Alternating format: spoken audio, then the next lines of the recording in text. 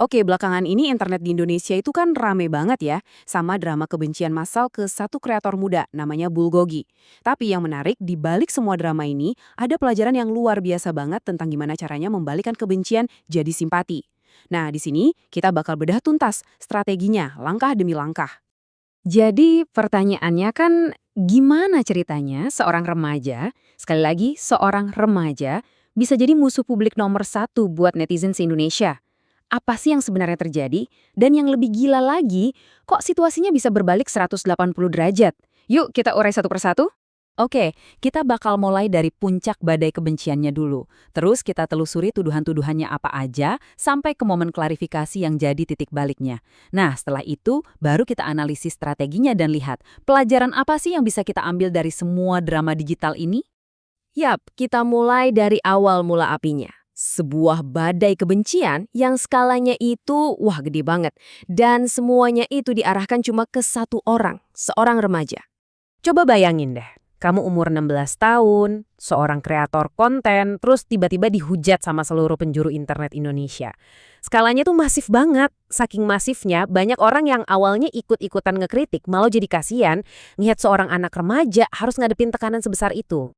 Pemicunya itu kalau didengar awalnya sepele, tuduhan nyuri bagian kostum rental.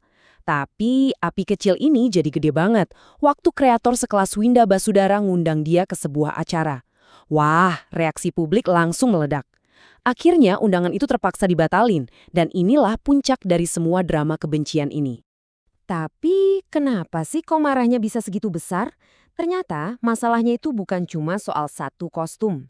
Ada rentetan tuduhan lain yang terus-terusan nyiram bensin ke api yang udah nyala. Tuduhannya tuh liar dan macem-macem banget. Mulai dari yang serius kayak dugaan malsuin KTP, sampai yang kedengerannya konyol kayak nggak nyiram toilet. Bahkan ada fitnah yang keji banget soal kehamilan. Serangannya itu benar-benar kacau dan udah nggak jelas arahnya kemana. Awalnya, Bulgogi milih buat diem. Logikanya, sederhana tapi tragis juga ya. Buat apa klarifikasi? Toh nggak akan ada yang percaya. Kedengarannya emang putus asa banget, tapi ya bisa dimengerti sih kalau pemikiran itu datang dari seorang remaja 16 tahun yang lagi dikepung dari semua sisi. Dan di tengah situasi yang kelihatannya buntu itu, muncullah titik baliknya. Sebuah video klarifikasi yang nggak cuma ngejawab tuduhan, tapi benar-benar ngubah seluruh arah permainan. Klarifikasinya ini dieksekusi dengan cerdas banget. Dia nggak cuma sekedar ngebantah, tapi nyusunnya secara strategis. Mulai dari ngumumin kasusnya udah selesai, terus ngakuin satu kesalahan fatal soal pemalsuan KTP, tapi dia ngebungkusnya dengan konteks usianya waktu itu, rasa takut, dan bahkan ada sentuhan humor soal toilet buat nyairin suasana. Cerdas. Nah, tapi ini dia kalimat kuncinya. Saya salah dan saya masih muda dan bodoh. Waktu itu umur saya 14 tahun. Cuma dengan satu kalimat ini, dia langsung mengubah narasi dari seorang penipu jadi seorang anak yang berbuat salah. Ini langkah yang kuat banget. Terus muncullah kalimat yang paling wow cerdik banget. Saya takut karena saya pikir saya bukan siapa-siapa tanpa kebencian itu. Karena saya tumbuh bersama kebencian itu. Kalimat ini secara efektif langsung membalikan posisinya dari yang tadinya pelaku jadi seolah-olah korban. Dan ini berhasil banget mancing simpati publik secara masif. Jadi, kenapa sih klarifikasi ini bisa berhasil banget? Oke, sekarang mari kita bedah strateginya, seolah-olah ini adalah sebuah masterclass dalam dunia public relations. Kalau kita kasih rapor, ya nilainya ini tinggi banget. Timingnya jenius. Dirilis setelah dia ketemu langsung sama para kreator, jadi dia ngebangun jembatan dulu sebelum ngomong ke publik. Ketulusannya juga kerasa banget lewat pengakuan salahnya. Dan pesan kuncinya itu, wah nusuk banget. Kelemahan kecilnya paling cuma satu, nunjukin bukti transfer yang sebenarnya nggak perlu-perlu amat. Secara keseluruhan, strategi ini pantes banget dapat nilai 8,5 dari 10. Nilainya itu nyaris sempurna loh. Cuma gara-gara bagian bukti transfer yang agak berisiko itu aja yang bikin nilainya nggak bulat jadi 9 atau 10. Dan hasilnya, wah, arusnya seketika berbalik. Badai kebencian yang tadinya nerjang tanpa henti, sekarang berubah jadi gelombang simpati dan dukungan. Dukungan yang paling signifikan ya jelas datang dari Winda. Setelah ketemu langsung, persepsinya berubah total.